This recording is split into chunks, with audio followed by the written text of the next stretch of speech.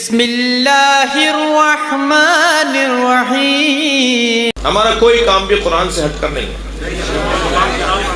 جنہیں زیادہ آرزو ہے نا قرآن سے بات کرنے کی، ایک صاحب کہنے لگے جی قرآن میں دکھائیے ماتم۔ میں نے کہا وہی آیت قرآن میں آیا ہے ماتم کی ہے جس کے برابر والی تراویح کی آیت ہے۔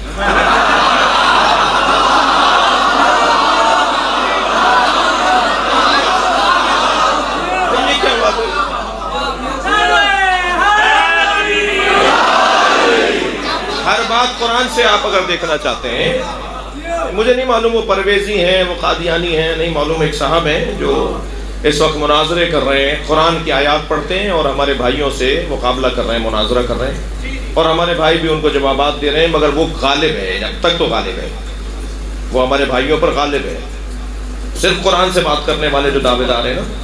تو جب میں نے وہ 4 ان کے کلپ دیکھے تو میں نے کہا جی یہ نہیں جیت سکیں گے اس سے، اس لیے کہ سب سے پہلے نعرہ انہوں نے ہی لگایا تھا ہمیں قرآن کافی ہے۔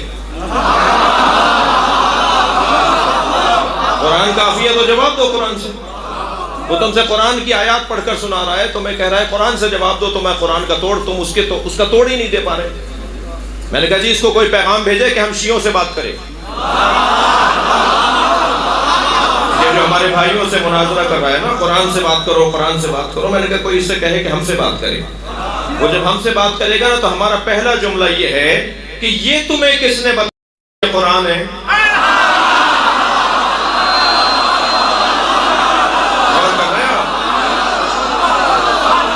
تم پہ فرشتہ آیا تھا، تم پہ جبریل آئے تھے، تمہیں کس نے بتایا ہے یہ قرآن ہے؟ جس نے بتایا ہے اس کے قول کو حدیث کہتے ہیں، اس مصطفیٰ کے فرمان کو حدیث کہتے ہیں۔ سرکار کے فرمان کے بغیر تم اگر قرآن سمجھنے بیٹھو گے تو ترجمہ کر کے دکھاؤ، الف لام میم کا ترجمہ کیا ہے؟ کاف ہا یا عین صاد کا ترجمہ کیا ہے؟ الف لام را کا ترجمہ کیا ہے؟ اچھا ترجمہ 2 جگہ ڈنڈی ماری جاتی ہے، ایک جگہ تو ترجمہ آتا ہی نہیں ہے، ایک جگہ ترجمہ آتا ہے اور کرنا نہیں چاہتے۔ وَقُلْ تَعَالُوا نَدْعُوا أَبْنَاءَنَا وَأَبْنَاءَكُمْ وَنِسَاءَنَا وَنِسَاءَكُمْ وَأَنفُسَنَا وَأَنفُسَكُمْ، ہم اپنے نفسوں کو لاتے ہیں، تم اپنے نفسوں کو لاؤ، یہی ترجمہ ہے۔ یہ تو اوپر بھی انفس لکھا ہوا ہے تو نیچے بھی تم انفس لکھ رہے ہو، ترجمہ کہاں ہوا؟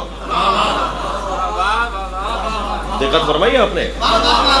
عربی میں ہے انفسنا، ہم اپنے نفسوں کو لاتے ہیں، تم اپنے نفسوں کو لاؤ۔ نیچے بھی لکھ دیا ہم اپنے نفسوں کو لاتے ہیں، تم اپنے نفسوں کو لاؤ۔ نفس کا ترجمہ کرو نا، ترجمہ آتا ہے کرتے نہیں ہیں۔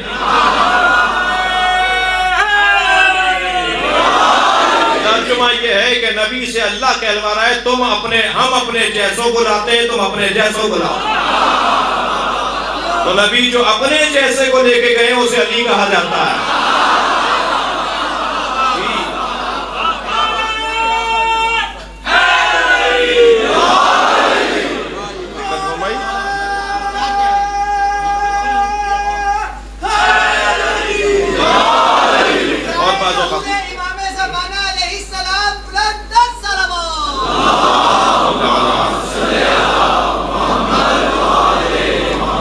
اور بعض اوقات ترجمہ آتا ہی نہیں، بس الف لام میم کا ترجمہ نیچے الف لام میم ہی لکھا ہوا ہے۔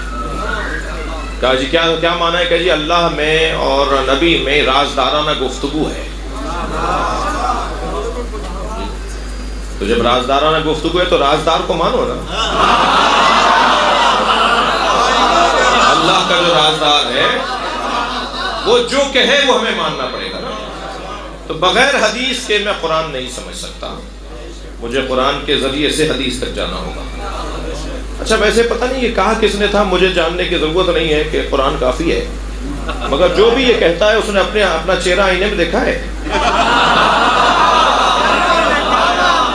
تھک رہے ہیں بل رہا بھائی، جس نے بھی یہ کہا ہے کہ مجھے قرآن کافی ہے، مجھے کتاب خدا کافی ہے، اس نے اپنا چہرہ آئینے میں دیکھا ہے؟ ہر شخص کو اپنے حد میں رہ کر بات کرنی چاہیے، اپنے قد سے اونچی بات نہیں کرنی چاہیے۔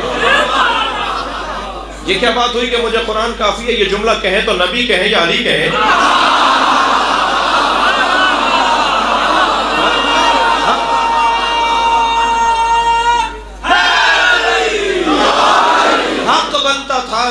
کے لیے کہ وہ کہیں کہ مجھے قرآن کافی ہے؟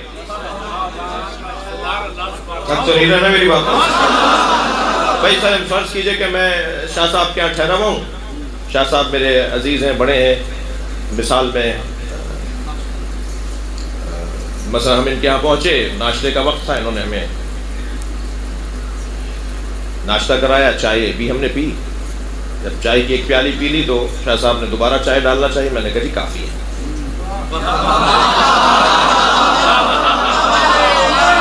تو جب دوپہر کے کھانے کا وقت آیا، ہمیں بہت بھوک لگتی رہی، مگر ہم نے سوچا کہ ابھی اب کھانا آتا ہے جب کھانا آتا ہے.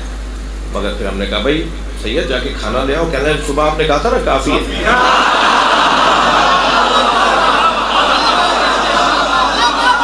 جب بستر لینے کا وقت آیا، کچھ آرام اور استراحت کا وقت آیا، تو ہم نے بہت انتظار کیا، مگر پھر بہرحال ہم بول دیے کہ ذرا کوئی بستر وستر تکیہ وکیہ دے دیجیے، ہم ذرا کمر سیدھی کر لیں. تو کہنے لگے جی صبح ہی تو آپ نے کہا تھا کہ کافی ہے. تو اگر میں نے چائے کی پیالی پر کہہ دیا کہ کافی ہے، تو اس کا یہ مطلب نہیں ہے کہ بستر بھی نہیں چاہیے، کھانا بھی نہیں چاہیے. اگر کوئی یہ کہہ دے کہ مجھے قرآن کافی ہے، تو اس کا یہ مطلب ہے کہ مجھے تورات کی ضرورت نہیں ہے، انجیل کی ضرورت نہیں ہے. مگر کہنے والا تو کہہ رہا ہے مجھے اہل بیت کی ضرورت نہیں ہے.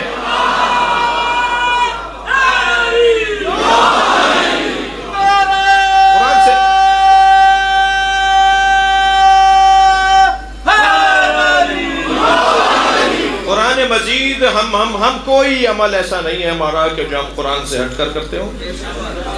میرے جو سنی بھائی مجلس میں بیٹھے ہیں، میرے وہ عزیز ہیں، میری وہ جان ہیں، میں ان سے محبت کرتا ہوں، وہ ہم سے محبت کرتے ہیں.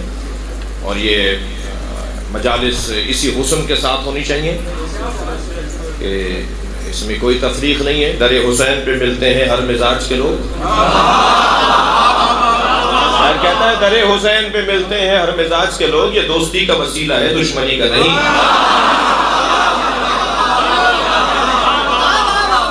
اور یہ کس نے کہہ دیا کہ ہماری ہے کربلا؟ عباس زیدی صاحب دو مصرے کہہ رہے ہیں کہ یہ کس نے کہہ دیا کہ ہماری ہے کربلا؟ حق بات تم کہو تو تمہاری ہے کربلا. صلوات پڑھے محمد و آل محمد.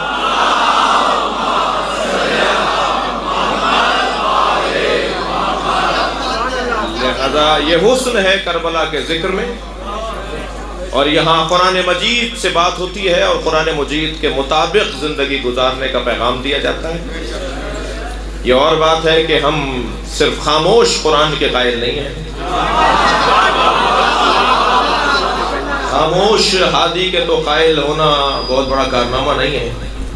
اور شاید جنہوں نے کہا تھا کہ ہمیں قرآن کافی ہے، وہ مزاجن صحیح کہہ رہے تھے، اس لیے کہ مزاج میں خاموش کو ماننا بہت پرانا تھا.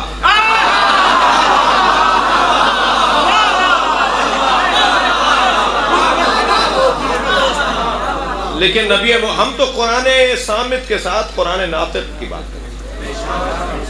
بولتا ہوا قرآن، مجسم قرآن، اس کی پلکیں واللیل بن جائیں،